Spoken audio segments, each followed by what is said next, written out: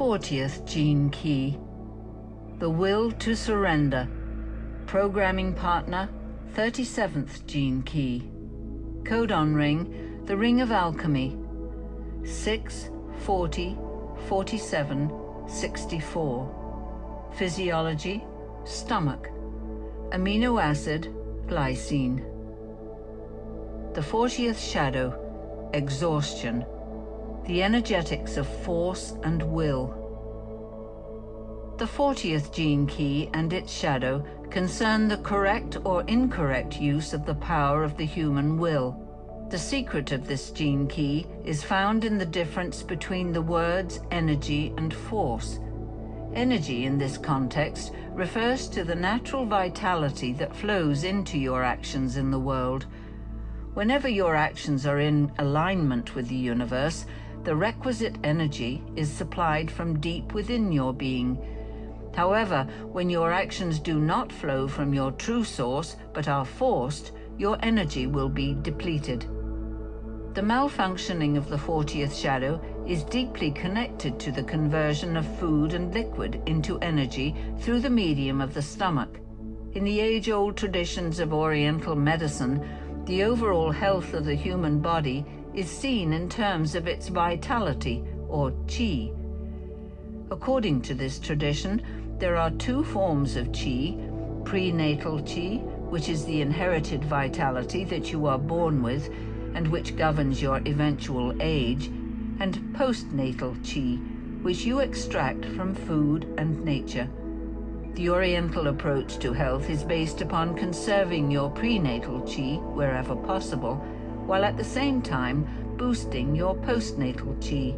The 40th shadow of exhaustion comes about due to ineffective energy conversion of food and liquid into postnatal qi, resulting in the body having to draw upon its precious reserves of prenatal qi.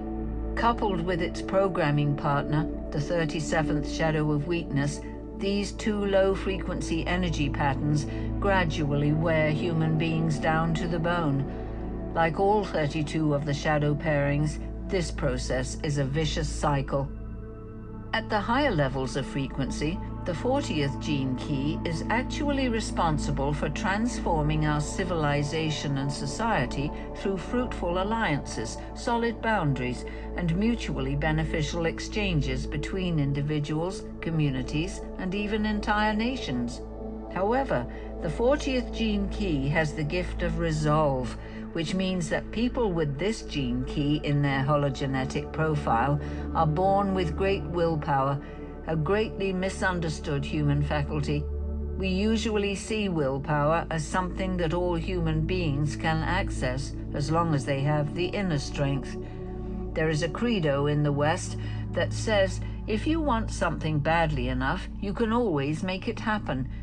It's simply a matter of willpower. This is the kind of conditioning that the 40th shadow feeds on. Willpower used in the wrong direction becomes force, and even though it may still succeed in its endeavor, the results to the body will be catastrophic and irreversible. When someone begins to force their life away from its natural direction, problems related to the stomach and to digestion crop up. Because the energy from food is not being properly converted, there is usually a buildup in stomach acid that over time can lead to all kinds of far more serious problems, ranging from ulcers to full-blown cancer. The incorrect use of your will also puts an enormous strain on your kidneys and adrenals as the body struggles to supply the energy to push against the universal flow. The result in the long run is premature aging, disease, and exhaustion. For most human beings, this is the normal way.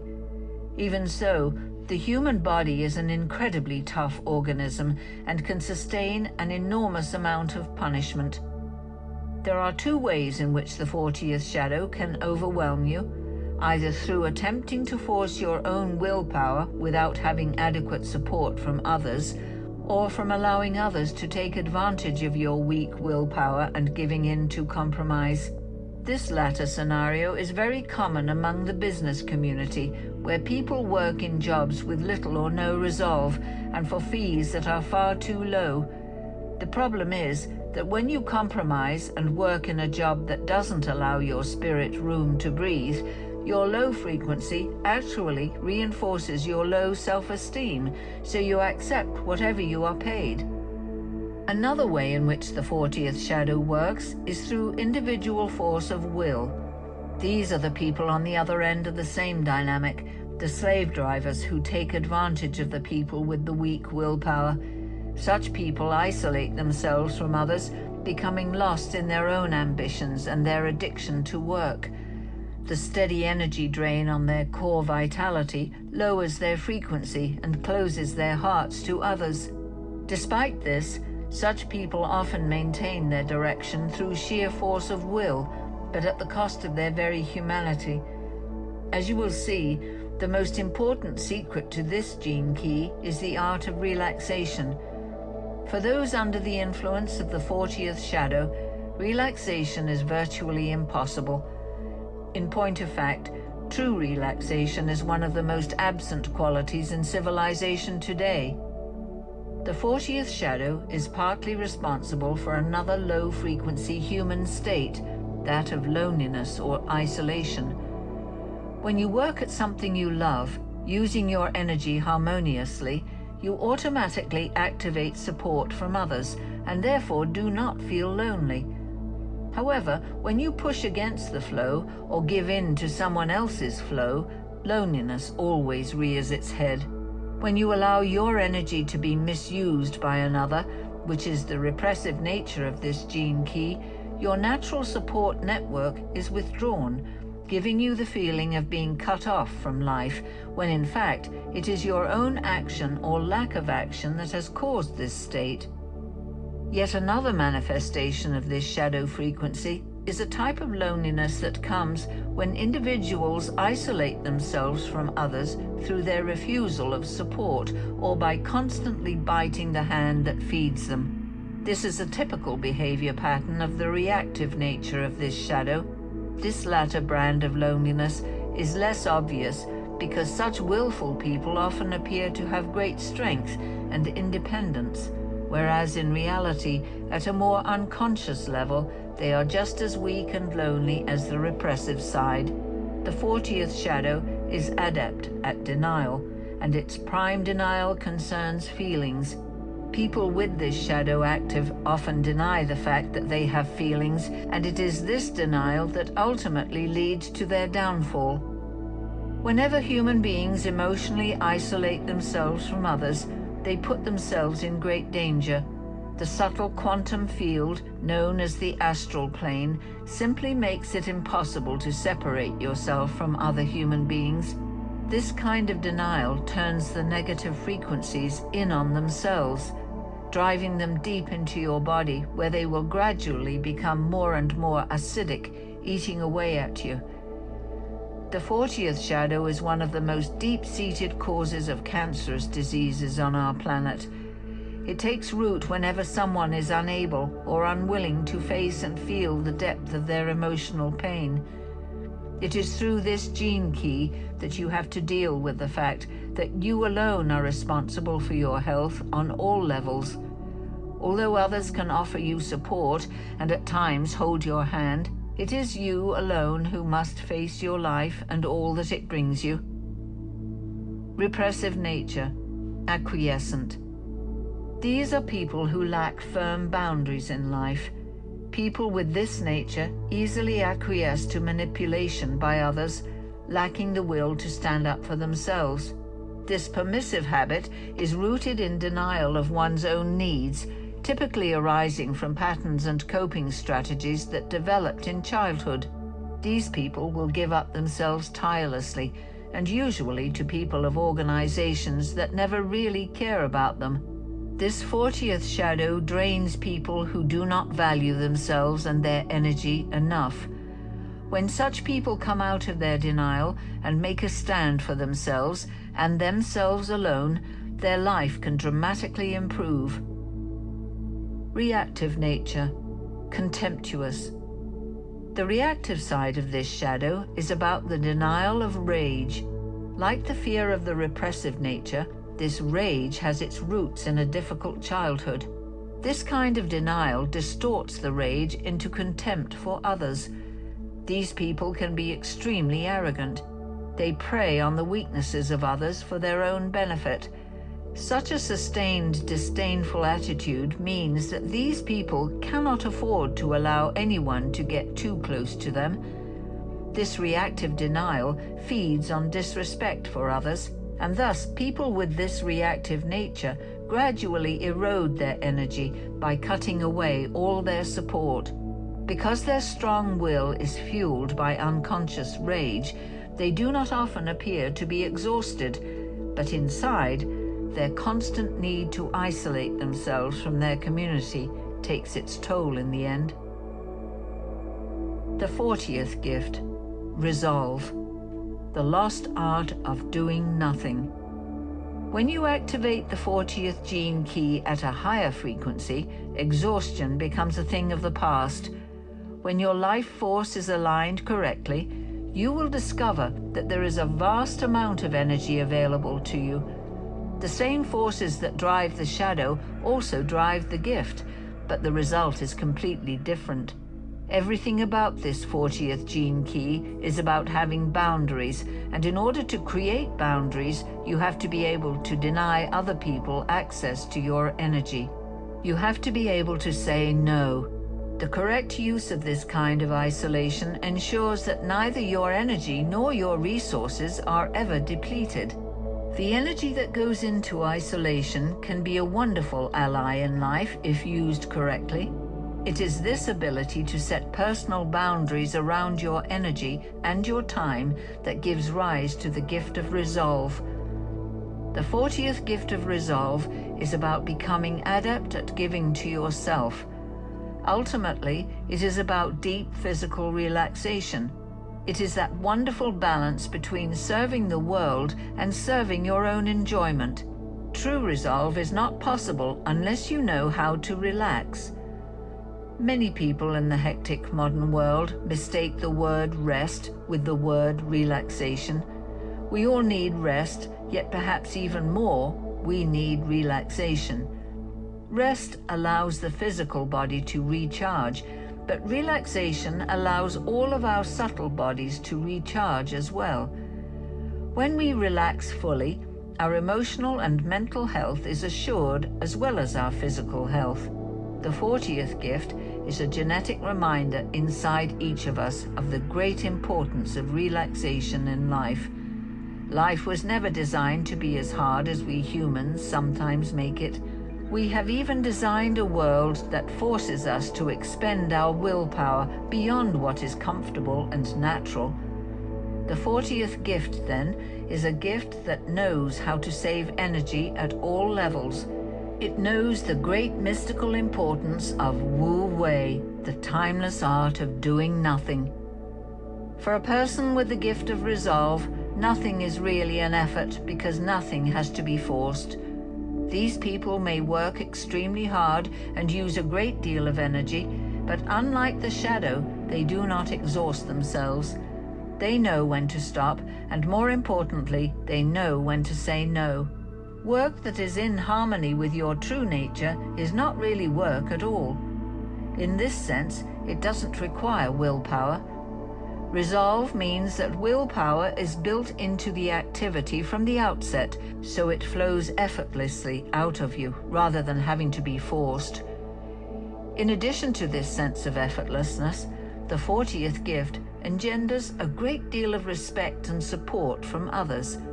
Unlike the shadow frequency, people living at the gift level do not feel a distrust of support, even though they will always maintain the integrity of their own space. These people actually inspire support and help from others. They often become the backbone of teams or projects because of their sheer power of their resolve. The other aspect of this 40th gift is a truly magical insight that is applicable to everyone, regardless of their genetic predispositions. Sometimes saying no to the right thing brings as much power as saying yes, and in some cases it brings even more power. People with the 40th gift act as agents of nature. If their resolve does not allow them to do something or offer someone their resources, then that person belongs somewhere else in the grand scheme of things. Even though the other may be disappointed or resentful at first, in the end they will see that the flow was correct for both parties. To say a firm and resolute no to the right person or thing is to stand rooted in the ground of your true being. Resolve is more than just willpower or determination. It is the flowering of your aloneness. This 40th gift thrives on solitude. The source of all your power lies in your love of being alone. This does not mean to say that people with this gene key in their hologenetic profile always have to be alone. It means that they do not suffer from loneliness because their life force is constantly in the process of giving birth. This inner abundance gives terrific strength to your aura and is likely to make you much sought after by others. The 40th gift is a genetic balance to its programming partner, the 37th gift of equality.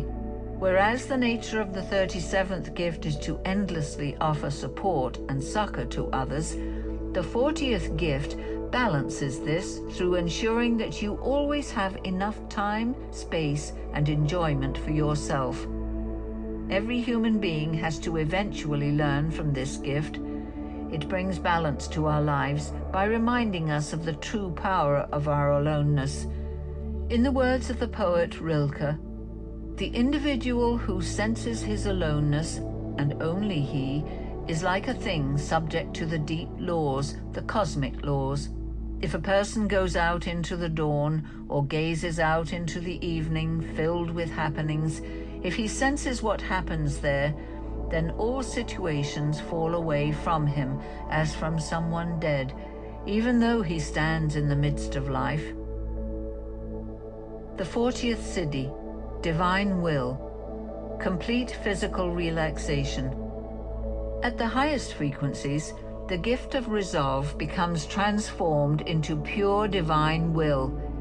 In many mystical pantheons, the qualities of the divine are divided into three main cosmic organs: the divine mind, the divine heart, and the divine will. Of these three, divine will is usually seen as the primary faculty out of which the other two emerge. The entire notion of the existence of a divine will is an aspect of humanity's need to know that there is some kind of beneficial force that controls the universe. In other words, this 40th siddhi actually concerns our perception of the existence of God. Two polarities within our genetics, the 37th and the 40th gene keys, form the bedrock of our beliefs and experience concerning the existence of a higher power. If we look at the 37th siddhi of tenderness, we can see that all those who have attained realization through the 37th siddhi have left an imprint within the collective psyche of humanity concerning the nature of the divine, and this imprint reflects a deeply tender and loving force underlying all creation. This tenderness is reflected in all mythologies and world religions that see the divine force as either a mother or father figure. In this view, we humans are seen as the children of God. However, when you look through the 40th siddhi, you see an entirely different picture, one that has caused great confusion amongst mystical seekers for millennia. Masters who have attained the 40th siddhi are the great mystical deniers of God. Just as the 40th shadow denies its own or others' needs, the 40th siddhi denies humanity's need for a God in the first place. This is an extremely powerful expression of the siddhic state, because whenever it appears in the world, it essentially throws human seekers into a panic. When a man or woman has attained the ultimate siddhic state, known as enlightenment, an undeniable energy emerges from them, the pure energy of consciousness itself. Such people speak with great power. Humanity's collective need to know that God exists is actually a need based on our deepest fear, the fear that we are alone in a godless universe. When the 40th siddhi expresses its divinity, it ironically does so by denying the existence of any separation between humanity and divinity. In doing this, the 40th siddhi forces humans to confront one of the great problems of seekers, that the seeking itself gets in the way of ultimate realization. If someone attains the siddhic state through this 40th gene key, they will have done it in spite of God. This is the path of the mystical denial of the need for help from a God. Such people will follow no other teaching or master, but will travel their path absolutely alone. When they attain to the highest state, they will often speak about it in the terms of their denial. When the 40th siddhi speaks, it will say that there is no path to God because there is no God outside of your aloneness. They may say that all holy practices and methods of seeking God are futile. They may not even talk about their state as mystical or spiritual. These are people who often refute the whole notion of spirituality and holiness. Because of their radical position, such masters are not generally popular with the masses or even with most seekers, but the vibration behind their words is undeniable to anyone who comes near them.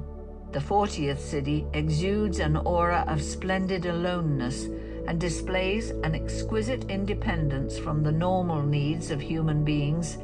Their words are simple, logical, penetrating, and sometimes deeply shocking. This is how consciousness uses denial as a means to bring others into deeper authenticity, by destroying all your human hopes of attaining a godlike state. Ironically, it is only when your hopes have been dashed that you are empty enough to experience such a state. These are deeply paradoxical teachings. As you can see, the siddhi of divine will is riddled with paradox. To those outside the siddhic state, divine will seems like such a powerful concept. There is a reason behind everything, and that ultimately everything remains in the hands of a higher force. To the one immersed in this 40th siddhi, the paradox is wonderful, that God can only visit you when you are not there. When the experience does happen, the paradox is revealed in all its glory. Every human being is a point of divine will, and yet nothing exists outside of humanity. From this viewpoint, you are absolutely free to do as you wish in life, and yet at the same time, nothing you do is really in your hands. Within this siddhi lies the great mystery of free will and the state that the mystics refer to as choiceless awareness. Neither concept has any meaning at the siddhic level, because in this state of awareness there is no one to make choices or not make choices. Such are the games that the 40th siddhi plays, and such are the horrors with which the 40th shadow struggles. The 40th siddhi has been responsible for what is generally termed the negative approach to realization, whereas its programming partner, the 37th siddhi of tenderness, represents the path of the true seeker of God. Both paths are wound deeply into the human genetic storyline, and both paths will eventually have to be transcended and left behind in order for the true state of realization to bloom. Despite its paradoxes, the 40th siddhi remains one of the great mystical chess pieces in human evolution. In the teaching known as the 7 seals, detailed in the 22nd gene key, the 40th siddhi represents a code in human DNA that will transform humanity on the physical plane. At an individual level, the 40th siddhi holds the key to complete physical relaxation, in which every molecule of DNA inside your body is functioning at its optimal frequency. This requires a huge process of karmic release, which is the job of the codon ring known as the Ring of Alchemy. The 4 gene keys in the Ring of Alchemy will transmute your DNA so that there is no longer any interference in your physical body. As you may understand from listening to the 22nd gene key, this means that your highest subtle bodies can manifest directly through your physical body. This is the real meaning of complete physical relaxation. It is a state beyond the comprehension of your mind. It is the direct manifestation of divine will.